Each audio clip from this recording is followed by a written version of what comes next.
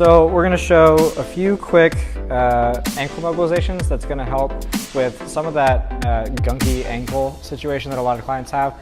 You should have 20 degrees of ankle dorsiflexion, and most people don't. And sometimes that can be because of the fascial tissues, and sometimes that is actually because of the way that the joint surfaces are tracking. So these mobilizations are to try and get a little bit more movement through the actual joint surfaces where they contact each other now that we've done all of our good fascial work.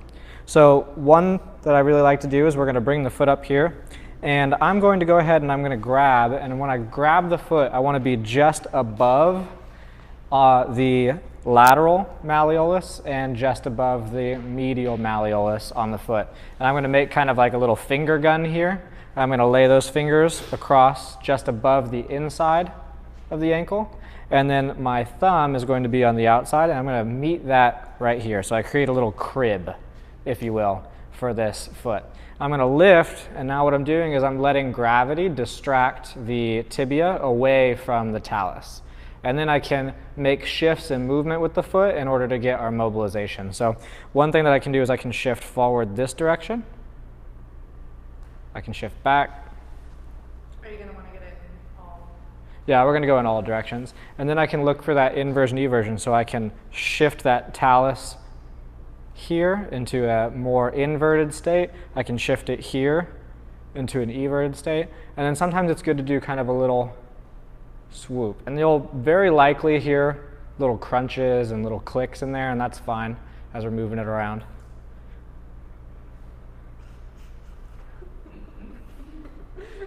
If you still feel that you got a little bit of gunkiness in the fascia of the calf and that Achilles tendon, that calcaneal tendon, you can come in again with that technique that Stanton showed you where we're pinning. So we're putting them into plantar flexion, we're pinning and coming down. You can also come in here and you can plantar flex, you can kind of grab that whole surface there and then traction downward and then come here for a pin and stretch. Okay.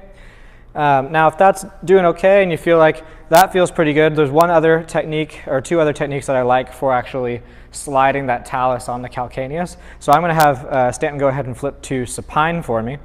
And to do this, you're going to want to take something. You could use a little towel, you could use, this is just a folded up sheet. And I'm going to have him slide up just a little bit so that his heel is going to rest on the table.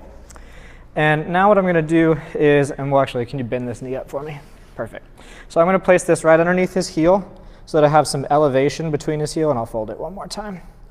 And the table, I want to make sure kind of like a, yeah, you could use a, well, bolster may be a little thick. You want to use something thinner because we don't want to be so far away.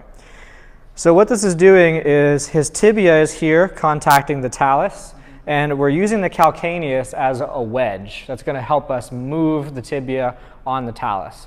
So if I want that talus to come farther forward so we can get a better dorsiflexion range, I'll get everything lined up nice and neat. I've got his calcaneus wedged here, and then now I'll use gravity and a little bit of pressure. Now this isn't a big push, right? You don't want to, put a whole ton of force into this, but I'm going to give just a little bit. Is that okay, or is that too much? Of downward pressure here. And this, are you putting your pressure on my thumbs? I'm right on the tibia with the whole hand. So I've got my palm on the tibia, my fingers are wrapping over, my thumbs on this side, and I'm giving a nice general spread out pressure. So what this is doing is it's pushing the tibia, are you okay? Down or posterior in relation to the talus. And when the talus pops anteriorly, it's going to give us a better contact point and a smoother contact point to get more dorsiflexion in the ankle. So this sometimes can be really good for your clients that are lacking dorsiflexion. Now, sometimes though, you can get clients where when they're trying to dorsiflex, they're getting like a little bit of a hang up here, and it's actually a bony hang up, right? When they go to dorsiflex, the talus is actually making contact with the front of the tibia and preventing it. So if that's the case, when you're pushing up into dorsiflexion, you feel like a solid resistance there that feels like an end range, we can see if that will give way with another technique. So Stanton will slide down a little bit here so that heel drops off the edge of the table. And we got kind of the same concept going on here. Now I have the tibia wedged against the table, and the talus and calcaneus here are free. So I'll kind of take my hands, I come underneath with my middle ring and little finger underneath. My index fingers go right underneath the malleoli, and my thumbs go on top. I'm going to bring that foot into a nice neutral position, and now using my body weight, I'm going to push on that talus and calcaneus. This is shifting the talus and calcaneus posterior relative to the tibia, which will help clear up if there's any type of hang up on the anterior portion of the ankle when you're trying to dorsiflex. So these 3 different techniques are really good for getting movement between the talus and the tibia. You'll find a lot of times after doing fascial work, you'll get some of these where you'll push on this just a little bit and it goes click, right? And you're like, oh, whoa. And now you have a whole bunch of movement in there. Not that we're trying to get it to click, but when you get the fascia loosened up, it will just go sometimes.